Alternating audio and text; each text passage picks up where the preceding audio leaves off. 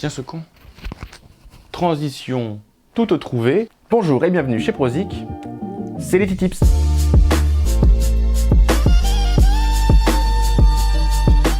Alors Jamy, on va commencer avec les liaisons HF. Les liaisons HF c'est quoi? Alors c'est pas les liaisons HF, non, les liaisons haute fréquence. Donc ce qui va être valable pour les micros, ce qui va être valable pour les air monitors et ce qui va être valable aussi pour les transmissions sans fil de sono. Et la lumière c'est encore différent. On va vraiment parler de son. Donc, qu'est-ce que c'est déjà des HF? Qui sont des liaisons radio, c'est haute fréquence. Avant, il y avait les VHF, donc qui prenaient les fréquences de 174 MHz à 223 MHz. Et maintenant, on a les UHF depuis un moment déjà. Et les UHF, c'est des 470 à 694.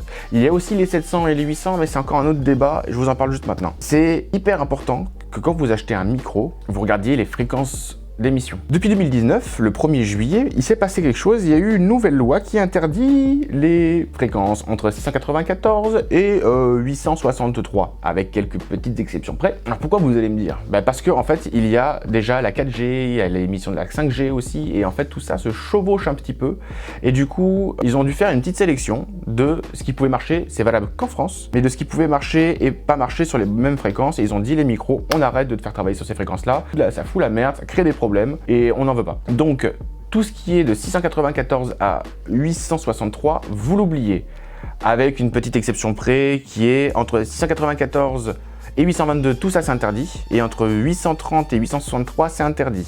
Il y a deux petits trous qui permettent de... Surtout Sennheiser en fait qui s'occupe de ça. Sennheiser se dit non mais ces fréquences là c'est toutes petites, on va les garder. Nous on reste là. Et tout ce qu'il y a dedans, tout ce qui est 700 MHz, malheureusement vous pouvez jeter. Faites attention quand vous achetez un micro que les fréquences soient utilisables en France. Le problème c'est quoi? C'est que ouais, moi j'ai un micro HF, 700 MHz, je m'en fous, il marche très bien. Ouais, allez-y. Allez-y. Le problème qui va se passer en fait, c'est que si vous êtes en prestation, que vous soyez chez vous, on s'en fout. Franchement, on s'en fout. Mais si vous êtes en prestation, que vous vous retrouvez pas loin d'une antenne relais 4G ou d'une antenne relais TNT et que vous devez animer un mariage ou quoi que ce soit, votre micro va planter. C'est tout vu. Donc vous allez foirer votre prestation et potentiellement vous prendre une amende. Parce que c'est interdit. Avec saisie de matériel, attention. La saisie de matériel et l'amende, j'en ai pas eu encore écho de mes clients. Cependant, du décrochage, il y en a. Et il y en a aussi avec la 2 Go 4.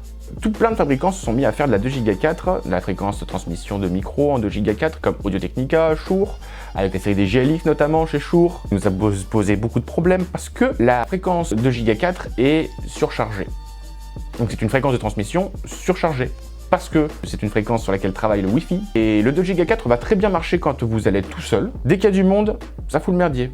Parce qu'on a tous des téléphones dans nos poches qui cherchent le Wi-Fi constamment, on a tous des émetteurs, récepteurs Wi-Fi, et donc du coup tout ça entre eux, ça fout le bordel. Et du coup les micros décrochent, mais même à 5 mètres quoi. Même avec des mises à jour qu'on peut faire Shure ou quoi, tout le monde s'accorde à dire aujourd'hui que le 2 Go 4 c'est mort, enterré. La preuve en est, Shure a arrêté la série des GLX et même Audio-Technica par exemple nous ont dit que non mais 2 Go 4 on oublie. Ce qui fait un micro, c'est aussi les bandes de fréquence, mais ça va être aussi la portée, parce que quand on va être en liaison sans fil, on aimerait bien savoir jusqu'à combien ça porte. Donc beaucoup de fabricants vont donner sur leur fiche technique un détail important qui va être la puissance d'émission en milliwatts, et c'est ça qu'il va falloir retenir. La puissance d'émission en milliwatts, c'est la portée que vous allez avoir avec votre micro. Donc sur le papier, il y en a qui donnent les portées en mètres. Encore une fois, faut faire hyper gaffe à la portée qu'on donne au micro parce que ça dépendra toujours des conditions dans lesquelles vous êtes. S'il y a du vent, s'il pleut, et s'il y a des obstacles entre vous et le récepteur, ça dépend de plein de trucs.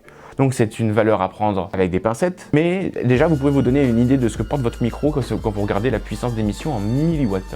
Donc on peut passer de 2 mW à 10 mW, 30 mW et 50 mW. Les très bons dans le domaine, ça a été LD System quand ils ont fait leur gamme. Il y a les U300, U500, Win42. Le U300 est en 10 mW, les U500 sont en 30 mW et les Win42 en 50 mW. Estimé à 50 mètres pour du 10 mW, à 100 mètres pour du 30 mW et à 200 mètres pour du 50 mW. À prendre encore avec beaucoup de prudence. Ce n'est qu'une estimation. Mais LD System a réussi à faire ce challenge de se dire on va faire des micros HF avec une bonne portée parce que ça porte vraiment bien et pas cher. Si cette portée-là manque, on peut toujours utiliser des antennes directionnelles, des antennes d'amplification. On a de quoi porter plus. C'était les points importants pour les liaisons sans fil. Après, il y a tout plein d'éléments qui rentrent en compte aussi, mais les trucs les plus importants à savoir sur les liaisons HF, c'est ça. Les fréquences, la portée. Avec déjà ça, vous allez déjà pouvoir vous y retrouver. C'était les T-Tips. Faites attention à ce que vous achetez. Et à bientôt chez nous.